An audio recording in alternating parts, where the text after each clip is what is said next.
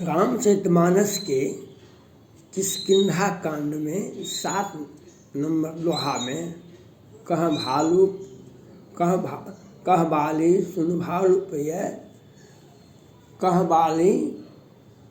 बाली सुन भीग प्रिय समदर्शी अघुना जो कदाचि मोहिमार हैं तो पुण्य हो सुना। ये बात किष्किंधा कांड में 7 नंबर लोहा में दिया गया है। मैं सुप्रीम कोर्ट के माननीय मुख्य न्यायाधीश CJ रमन्ना साहब, सुप्रीम कोर्ट के वरीय न्यायाधीश चंद्रचूड़ साहब, सुप्रीम कोर्ट के सभी माननीय न्यायाधीश जी से मेरा आग्रह है,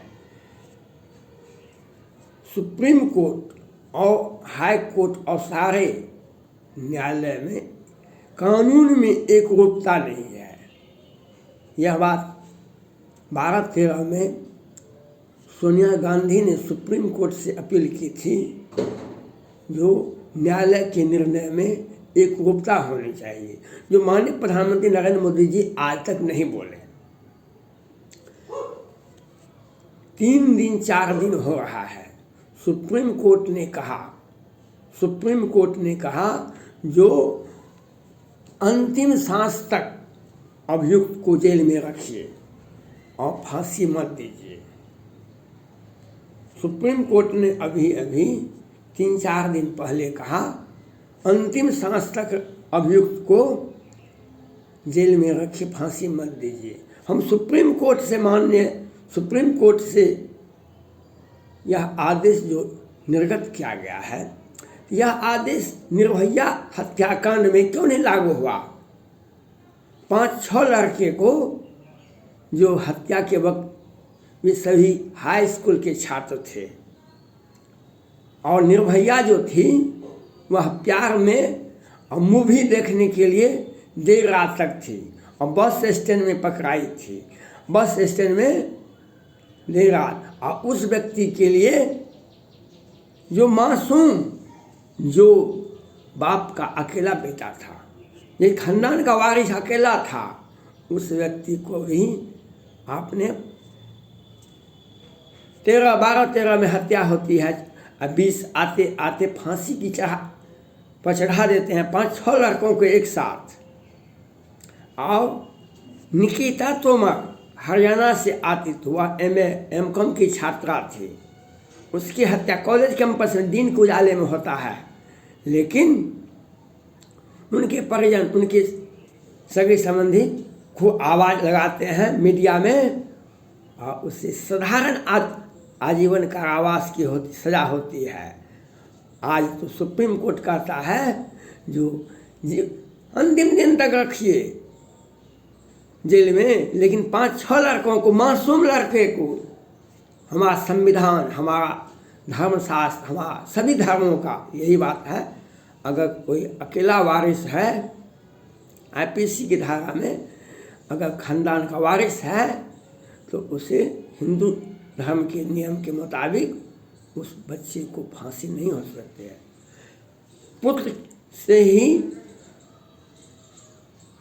पिता को पानी दिया जाता है तो उसका उद्धार होता है, इस सांसारिक बंधन से मुक्त होते हैं। राजा दशरथ को तब तक मुक्ति नहीं मिली जब तक भगवान राम ने पिंडदान नहीं किए थे, लेकिन निर्भया हत्याकांड में आपने एक साथ 5-6 लड़कों को फांसी बजराया और निकिता तोमर के केस में साधारण आजीवन कारावास सुनाया। और आज तो सुप्रीम कोर्ट ने कहा कि अंतिम दिन तक रखिए जेल में, लेकिन फांसी मत दीजिए। तो कल कहाँ गया था आदेश? फ्रांस में, अमेरिका में, इंग्लैंड में, पाकिस्तान में न्यायालय के निर्णय में एकरूपता होती है, लेकिन भारत के न्यायालय में एकरूपता नहीं दिखाई पड़ती है। कभी पद्मावती पर जजमेंट हो जाता है, कभी खेहर साहब सुप्रीम कोर्ट के चीफ जस्टिस थे, बिहार से एक याचिकाकर्ता ने सुप्रीम कोर्ट में याचिकाएं दायर की थी कि बिहार में किस तरह से घोटाला हो रहा है, बिहार में किस तरह से घोटाला हो रहा है, कितना बड़ा घोटाला हो रहा है। खेहर साहब ने आपा खोल दिए, कहा कि याचिकाएं दायर करो, नहीं तो 5 लाख रुपया फाइन करेंगे, 3 महीने की सजा देंगे। आज पटना हाई कोर्ट ने कि वरीय न्यायाधीश राजेश कुमार जी ने सुप्रीम कोर्ट, राष्ट्रपति भवन और प्रधानमंत्री कार्यालय को विधिवत सूचना दिए कि किस तरह से सृजन घोटाले के बड़े आरोपियों को बिहार सरकार बचाती है, लोअर कोर्ट और वैकेंट कोर्ट से जमानत दिलवाती है। बिहार में फास्ट ट्रैक कोर्ट रिटायर कर गए माननीय न्यायाधीश जी, उनको सेवा विस्तार दिया जाता है। वो जजमेंट क्या देंगे? जो सेवा काल में रहेगा वही तो जजमेंट दे सकता है, ठोस निर्णय दे सकता है। उस पर आप कार्रवाई कर सकते हैं। जो हम रिटायर कर गए, मानदेय पर हमको रख दिए, हमारा क्या होगा? और बिहार में डांट डपट और फटकार, सुप्रीम कोर्ट भी डांट डपट फटकार करती है बिहार सरकार को, और पटना हाई कोर्ट भी करती है। लेकिन बालिका गृहकांड 2019 में होता है, 11 बच्ची की हत्या होती है, 34 के साथ बलात्कार होता है। गोगोई साहब सुप्रीम कोर्ट के मुख्य न्यायाधीश थे, उन्होंने जांच का आदेश दिए। जिला न्यायाधीश सिन्हा जी थे, जजमेंट भी दिए। उन्होंने भी टिप्पणी की, यहाँ से इस संस्था से लड़की का सप्लाई होता था बड़े बड़े लोगों के पास। और आज बालिका गृहकांड गाय घाट पटना हो रहा है, एक से एक खुलासे हो रहे हैं, और बिहार सरकार को कोई कार्रवाई नहीं।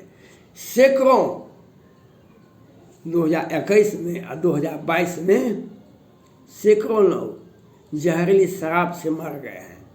सुप्रीम कोर्ट भी डांट डपट फटकार कर देते हैं बिहार सरकार को, और पटना हाई कोर्ट भी। बिहार सरकार ने तो यहाँ तक कहा कि आप जमानत नहीं दे सकते हैं, लेकिन सृजन घोटाला, वेंटिलेटर घोटाला, ऑक्सीजन घोटाला, दवा घोटाला आज भारत में ऐतिहासिक घोटाला है। ऐतिहासिक घोटाला, जो घोटाला आज तक जीवन में नहीं देखे हैं। ये एक छोटी पार्टी की सरकार है, बहुत छोटा पार्टी है, 44 सदस्य बिहार विधानसभा में हैं। 30 याचिकाएं पटना हाईकोर्ट में लंबित है, लेकिन सुनवाई नहीं हो रही, 1 साल से अधिक हो गया।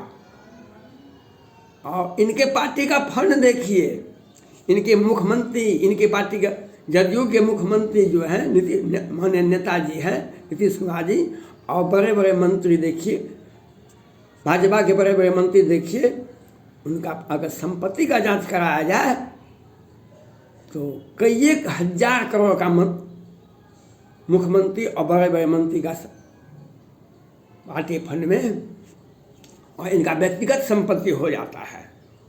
जबकि 5 साल में चुनाव लड़ते हैं और 16 साल से सत्ता में हैं।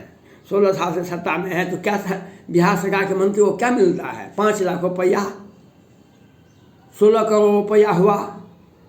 16 करोड़ रुपया तो एक बार विधानसभा के चुनाव में लगा देते हैं, और संपत्ति इतना कहाँ से आ गया?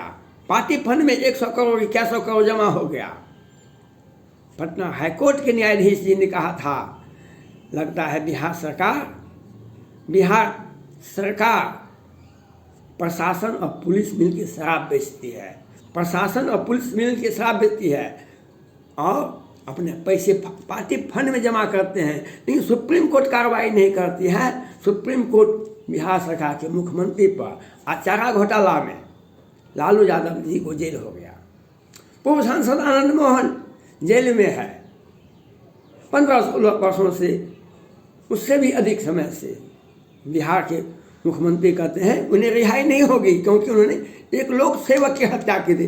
हम सुप्रीम कोर्ट के माननीय मुख्य न्यायाधीश श्री जयरामन्ना साहब से अपील करना चाहता हूँ, 1989 में माननीय मुख्यमंत्री नीतीश कुमार जी हत्या के केस में दिन को उजाले में हत्या हुआ था, उसमें ये शामिल थे, और सुप्रीम कोर्ट ने इस पर कोई कार्रवाई नहीं की, पटना हाई कोर्ट ने कोई कार्रवाई नहीं की।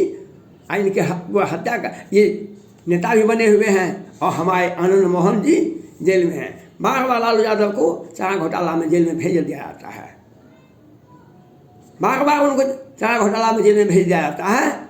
लेकिन सृजन घोटाला में रेखा मोदी, सुशील मोदी वही वित्त मंत्री थे।